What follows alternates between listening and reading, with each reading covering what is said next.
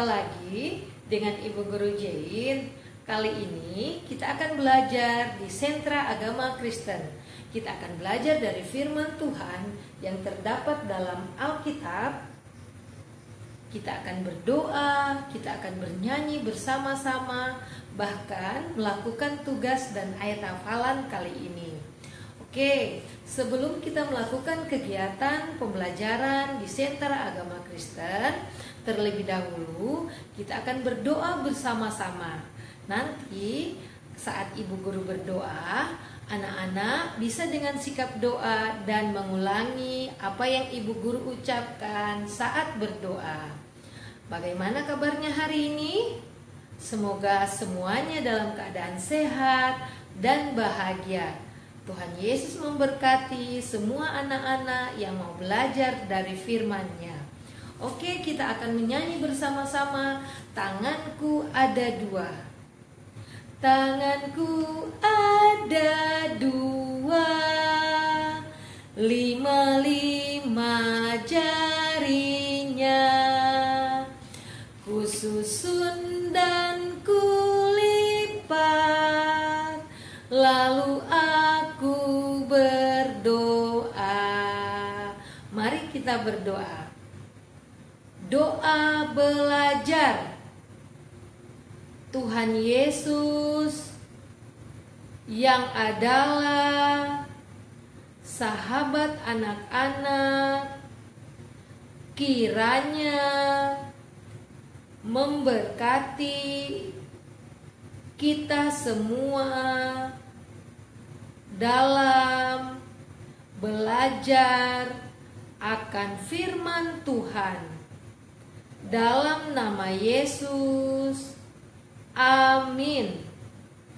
Ya, kita sudah berdoa membuka kegiatan kita saat ini, dan kita akan sama-sama mengangkat satu pujian. Kita menyanyi Allahku besar. Mari kita menyanyi bersama-sama. Allahku besar, kuat dan perkasa, tiada yang mustahil baginya. Oh, oh, Allahku besar, kuat dan perkasa, tiada yang mustahil baginya. Oh, oh, gunung miliknya, sungai miliknya, bintang-bintang ciptaannya. Oh, oh, Allahku besar, kuat dan perkasa, tiada yang mustahil baginya. Oh, oh. Ya, teman-teman kecilku semua, Allah kita adalah Allah yang mempunyai kuasa yang tidak terbatas. Tidak ada yang mustahil. Tidak ada yang tidak mampu dilakukan oleh Allah kita. Allah kita adalah Allah yang hebat. Ya, sekarang kita akan belajar dari firman Tuhan dari kitab Kejadian pasal 18 ayat 1 sampai 15. Dari Alkitab kita akan belajar dari kisah bapak dan ibu yang menerima janji Tuhan. Yang janji itu sesuai dengan pikiran manusia adalah mustahil untuk terjadi. Tetapi bagi Tuhan kita yakin tidak ada yang mustahil. Oke, mari kita mendengarkan bersama-sama cerita firman Tuhan tentang tiada yang mustahil bagi Tuhan. Anak-anak, duduk yang baik, tidak bermain, dan dengarkan cerita dari Ibu Guru. Ya, pada suatu hari yang sangat panas, Bapak Abraham sedang duduk di muka rumahnya. tiba-tiba datang 3 orang yang tidak dikenalnya. 3 orang tamu yang tidak dikenalnya itu, kemudian Bapak Abraham berlari dan menyambut ketiga orang tamu yang sebenarnya tidak dikenalnya. Bapak Abraham adalah orang yang baik.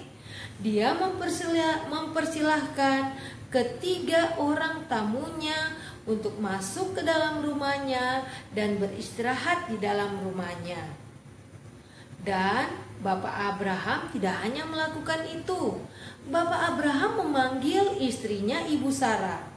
Ibu Sarah. Bapak Abraham memanggil istrinya. Kemudian Ibu Sarah pun datang.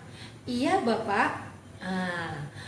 Bapak Abraham menyuruh Ibu Sarah untuk melayani ketiga orang tamu yang datang ke rumahnya dengan mempersiapkan makanan yang enak-enak.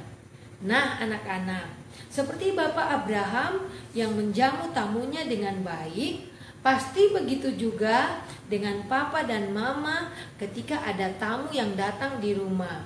Pasti dilayani dengan baik. Anak-anak pun harus seperti itu. Anak-anak pun harus melayani tamu dengan baik, jadi anak yang baik dan sopan, tidak mengganggu orang tua saat menerima tamu, tetapi duduk yang baik, yang sopan, menghargai tamu yang sudah datang ke rumah. Kita lanjut lagi.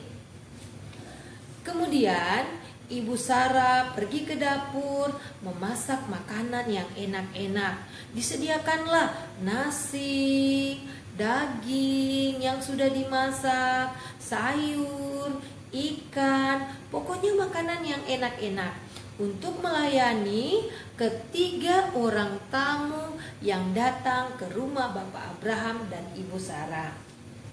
Ya, saat mereka makan bersama-sama, Bapak Abraham dan ketiga orang tamunya yang dijamu dengan makanan yang enak-enak yang sudah diolah oleh Ibu Sarah.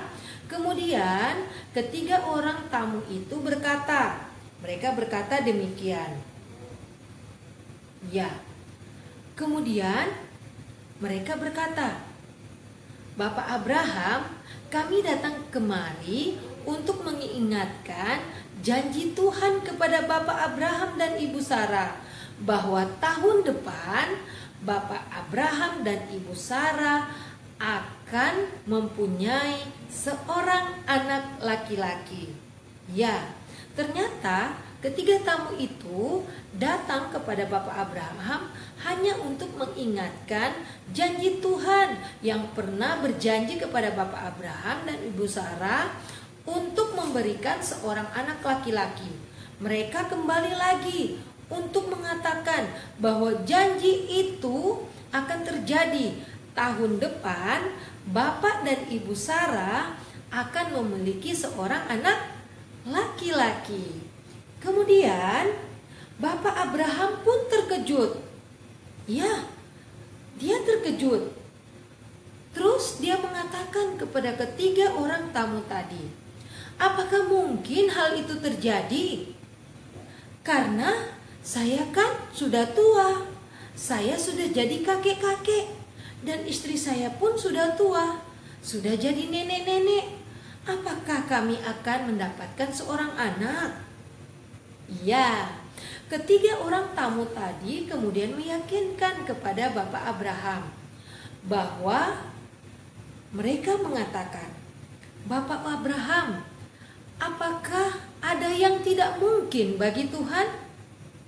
Apakah ada yang mustahil bagi Tuhan? Bapak Abraham pun tersadar. Dan kemudian Bapak Abraham mengucapkan kata bahwa aku akan percaya kepada janji Tuhan, karena aku yakin Tuhanku dahsyat, Tuhanku hebat, mempunyai kuasa yang tidak terbatas. Bapak Abraham sadar bahwa Tuhan adalah Allah yang hebat, yang berkuasa, yang kekuasaannya tidak terbatas. Dan ketika mereka melakukan pembicaraan antara Bapak Abraham yang sedang makan dan ketiga orang tamu tadi, ternyata di balik pintu dapur Ibu Sarah sedang mendengarkan cerita dari mereka. Ibu Sarah pun kaget, terkejut, bahkan tertawa dalam hatinya. Karena ia juga berpikir, tidak mungkin saya akan punya anak. Karena Ibu Sarah sudah tua, sudah nenek-nenek, tidak mungkin akan punya anak. Tetapi ingat, janji Tuhan tiada yang mustahil. Tuhan punya kuasa yang tidak terbatas, yang tidak mampu dipikirkan oleh manusia, tetapi Tuhan selalu menyediakannya. Tiada yang mustahil bagi Tuhan. Ya, anak-anakku sekalian. Kemudian Bapak Abraham dan Ibu Sarah meyakini bahwa Tuhan akan melakukan janji yang sudah Tuhan berikan kepada Bapak Abraham dan Ibu Sarah. Nah, anak-anakku sekalian, kuasa Tuhan tidak terbatas. Ia sanggup melakukan apa saja, sekalipun itu sesuatu yang mustahil. Artinya sesuatu yang tidak bisa dilakukan manusia, tetapi Tuhan mampu melakukannya. Nah, oleh karena itu, marilah kita bersama-sama percaya kepada Tuhan bahwa tiada yang mustahil bagi Tuhan. Jadi ingat, di saat kita sedih, di saat kita berduka, di saat kita sakit, ingat, kita mempunyai Tuhan yang kuasanya tidak terbatas. Saat kita sedih, kenapa tidak bisa bersekolah bersama-sama dengan teman? Ingat, kita mempunyai Tuhan yang sangat hebat.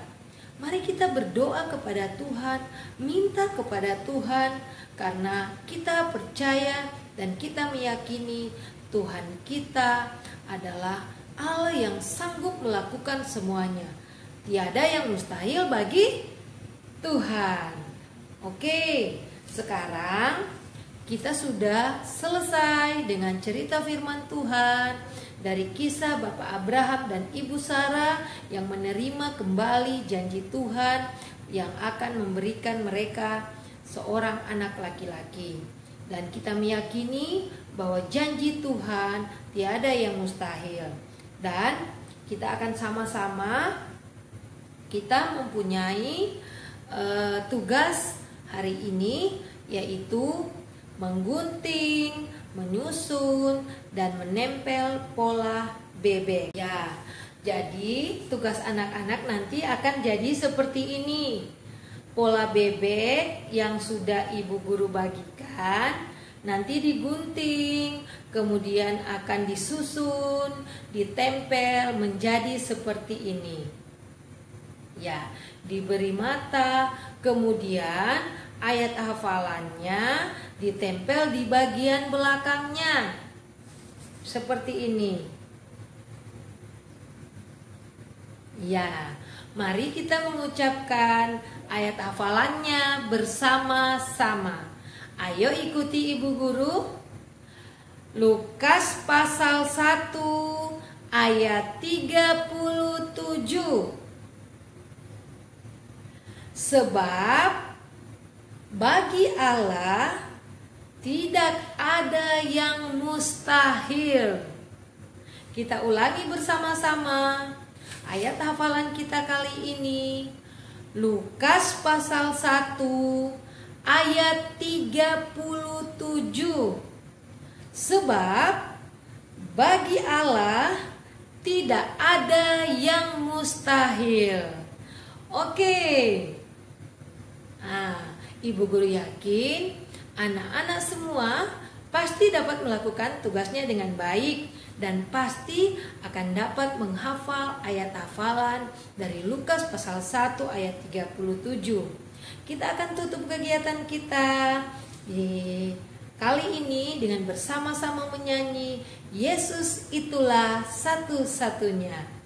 Yesus itulah satu-satunya penolongku yang sungguh. Dia berjanji akan kembali angkat kita semua. Oh, haleluya, puji Tuhan, upahmu besar di sorga. Oh, haleluya, puji Tuhan, upahmu besar di sorga. Tadi kita sudah mengawali kegiatan kita dengan bersama-sama melakukan doa belajar. Sekarang kita akan menutup kegiatan kita dengan berdoa setelah belajar. Bagaimana cara berdoanya? Mari kita menyanyi bersama-sama. Tanganku ada dua, 5 jarinya, kususun dan kulipat, lalu aku berdoa. Tuhan Yesus yang adalah sahabat anak-anak, kiranya menyertai kita semua dalam nama Yesus. Amin. Ya, demikian dulu kegiatan pembelajaran di Sentra Agama Kristen saat ini. Kita akan berjumpa kembali di Sabtu depan dengan kegiatan yang sama tentang belajar dari firman Tuhan. Dan semoga anak-anak semua menjadi anak-anak Tuhan yang senantiasa dengar-dengaran kepada orang tua, sayang kepada mama dan papa, bahkan kakak atau adik, dan selalu menjadi anak yang baik. Tuhan Yesus memberkati anak-anak semua. Shalom.